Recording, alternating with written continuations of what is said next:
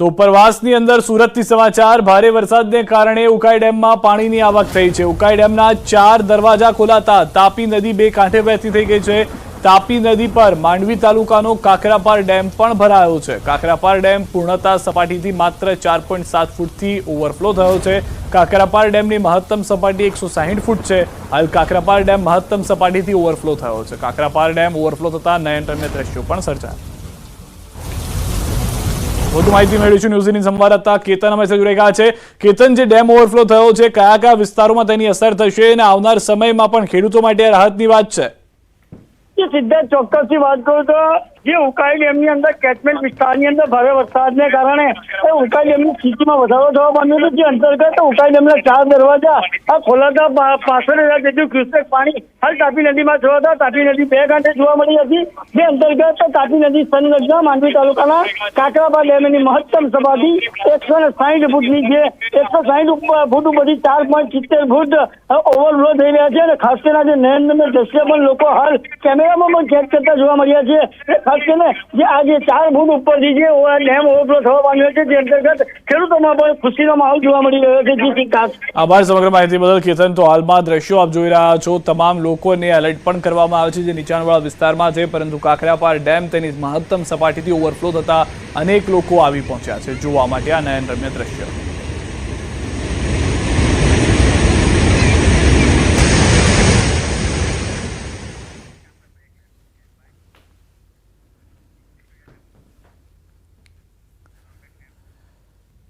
રોકાઈશું એક વિરામ માટે। આપ જોડાયેલા રહો ગુજરાતની number 1 news channel news eighteen Gujarati સાથે। ન્યૂઝ18 ગુજરાતી પર વરસાદનું તોફાની કવરેજ, નહીં છૂટે વરસાદની એક પણ ખબર। અમે બતાવીશું વરસાદના સૌથી ધમાકેદાર દ્રશ્યો।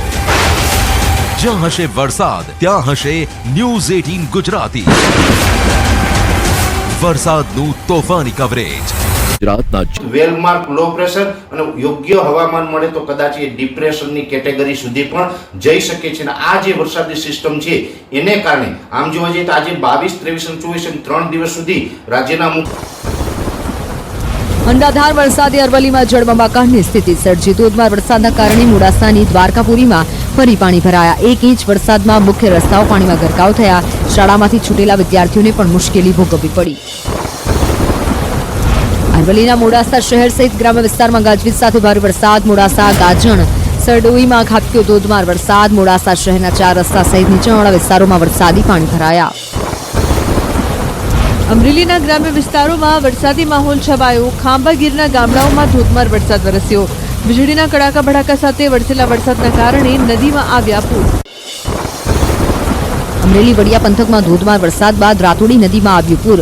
રાતોડી નદી પર બનાવવામાં આવેલ ચેકડેમમાં ગાબડું પડ્યું। સ્થાનિક ખેડૂતે ચેકડેમ તૂટ્યાનો વિડીયો કર્યો હતો વાયરલ। સતત બીજા વર્ષે ચેકડેમમાં ગાબડું પડ્યું હોવાનો સ્થાનિકનો દાવો। છોટાઉદેપુરમાં ડુંગર વિસ્તારમાં નદીના ધસમસતા પ્રવાહમાંથી જીવના જોખમે પસાર થયા લોકો।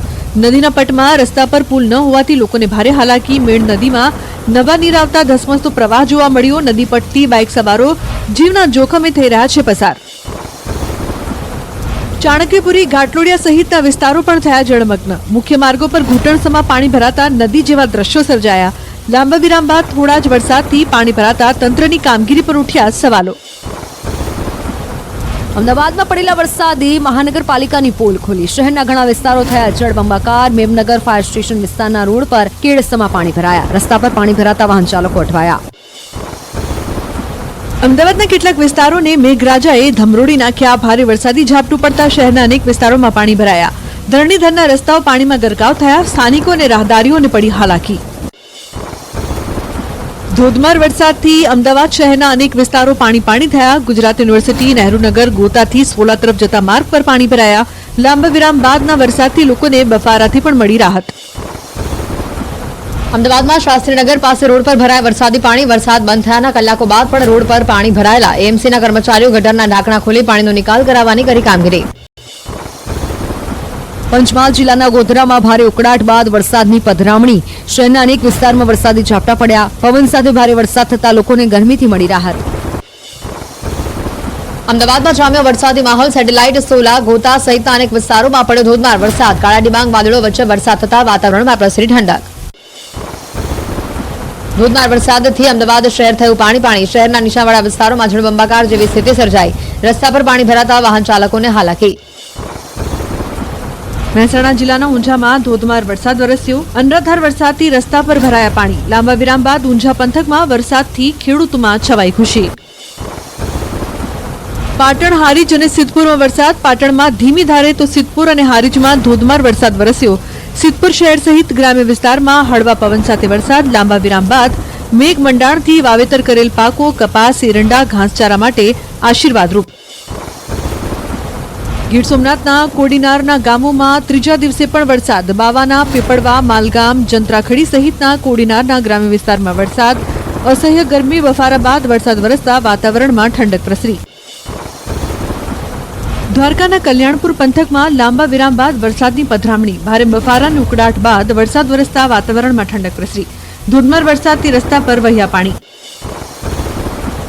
અમરેલીના ખાંભા ગીર પંથકમાં ત્રીજા દિવસે વરસાદ વરસ્યો. ખડાધાર, વાંગધ્રા, ગોરાડા, ચક્રાવામાં વરસાદ પડ્યો. વાંગધ્રા ગામના રોડ રસ્તા ઉપર પાણી વહેતા થયા. ગ્રામ્ય વિસ્તારમાં ખેડૂતોને ફાયદો થશે. ગીર સોમનાથ જિલ્લાના ગીર જંગલના વિસ્તારમાં ભારે વરસાદ પડ્યો. જસાધાર રેન્જમાં વરસાદી માહોલ છવાયો. 1 કલાકમાં 2 ઇંચ વરસાદ વરસતા રસ્તા પર પાણી વહેતા થયા. સાબરકાંઠાના તલોદ તેમજ ઈડરમાં ભારે પવન સાથે મેઘરાજાની પધરામણી. અસહ્ય ઉકળાટ બાદ વરસાદી વાતાવરણમાં ઠંડક પ્રસરી. ભારે પવન સાથે વરસાદને લઈને જગતનો તાત ખુશખુશાલ. વરસાદને લઈને હાઈવે અને નીચાણવાળા વિસ્તારોમાં પાણી ભરાયા. આણંદ જિલ્લાના ઉમરેઠ સહિતના વિસ્તારમાં વરસાદ. લીંગડા, પણસોરા નજીકના ગામોમાં ખાબક્યો વરસાદ. વિરામ બાદ વરસેલા વરસાદને કારણે ડાંગર પકાવતા ખેડૂતોમાં ખુશી. અરવલ્લીના માલપુરના સજનપુરામાં ધોધમાર વરસાદ. મેઘાએ ધડબડાટી બોલાવતા ગામના રસ્તાઓ પર નદી જેવા દ્રશ્યો સર્જાયા.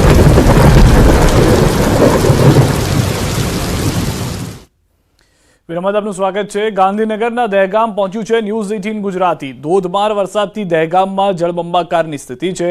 શહેરની બજારો પાણીમાં ગરકાવ છે.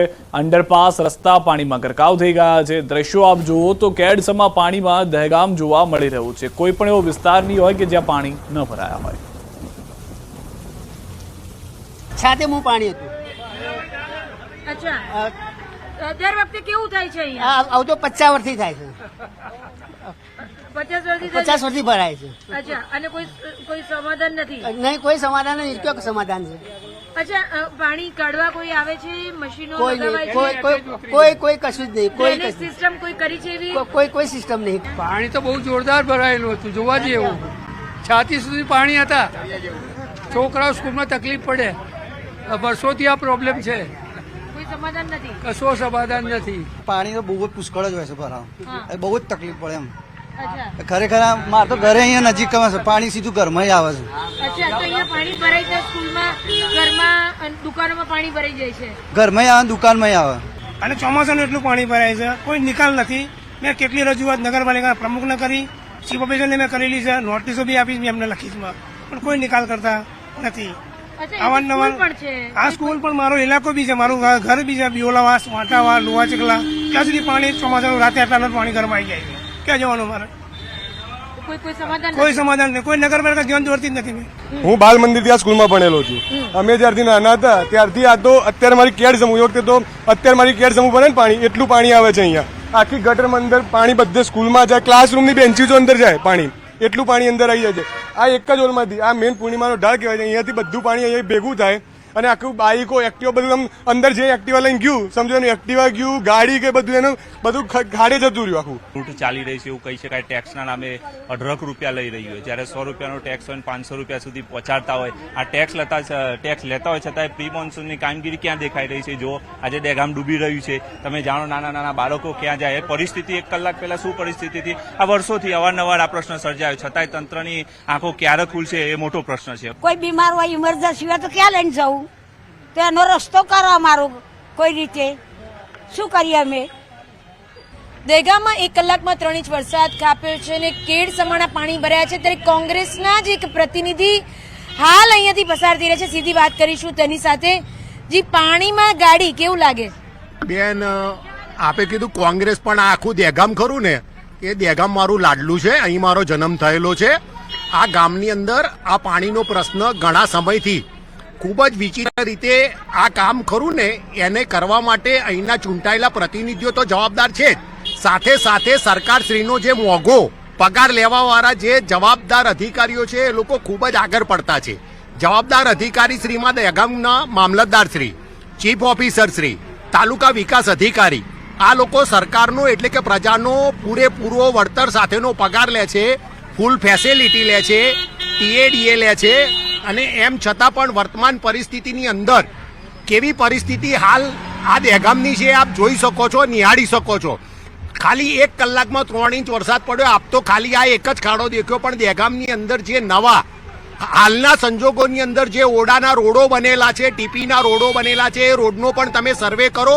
કેટલો મોટો ભ્રષ્ટાચાર, કેટલા મોટા રોડના કામોની અંદર કેટલા બધા અવિવેકી કામ થાય છે. ખરેખર પ્રજાએ હવે જાગૃત થવાની જરૂર છે, કારણ કે એકલા ચૂંટાયેલા પ્રતિનિધિઓની આ જવાબદારી નથી. જે સરકારનો પગાર લે છે, જે સરકારના ટીએડીએ લે છે, જે સરકારશ્રીની અમારા પૈસામાંથી કરવેરા ભરીએ, અમે ટેક્સ ભરીએ, જીએસટી ભરીએ, એમાંથી જે પગાર લે છે એ પગારના પૈસાનો પૂરેપૂરો સદુપયોગ કરાવવા હવે પ્રજાએ જાગૃત થવાની જરૂર છે. એસી ચેમ્બરોની અંદર બેસી રહેવું, પ્રજાના પ્રશ્નો દેખવા નહીં, આ બધા કામોની અંદર ખરેખર